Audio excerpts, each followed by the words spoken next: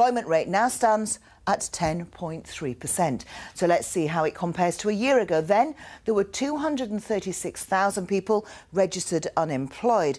That figure dipped a bit in the summer before rocketing again last month and again today.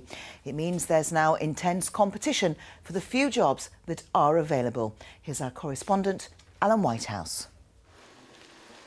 It's not glamorous work by any stretch of the imagination. Target Components supply computer parts. They've been growing fast and constantly recruiting for the past few years. Until recently, they've struggled to fill some vacancies, but not anymore. Earlier this year, they had a recruitment day to fill 10 jobs.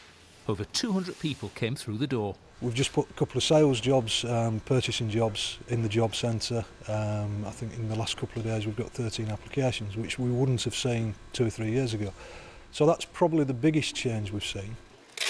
As jobs have become scarcer, the same thing's happening all the time. Another advert for 2 new posts had to be pulled after 3 days when 45 people applied, swamping the firm's ability to cope. It's obvious that the competition for jobs has never been keener, and one of Target's recent recruits has a familiar story. It's an ever-decreasing circle. You get a bit depressed that you can't find a job. You find a job that you think is perfect for yourself and maybe someone slightly better than you.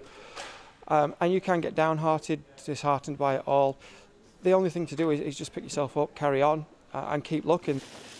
But filling vacant jobs still isn't plain sailing. Target say they've had problems finding the right person for the job. The experts say it's a common problem. There are lots of employers facing exactly the same problem.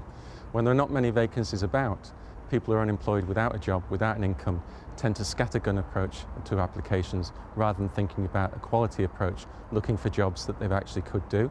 Until recently, unemployment figures have been up 1 month and down the next. Now they're on a firm upward trend as the public sector redundancies start to bite. And there's a simple message from all this.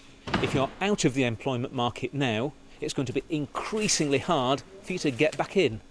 Alan Whitehouse, BBC Look North, Castleford. Thank you very much, Alan. Well, nationally, youth employment topped 1 million in today's figures. In Yorkshire and the Humber, it was 82,000. That's just over 19% of our 16 to 24-year-olds. It's quite frightening, isn't it? But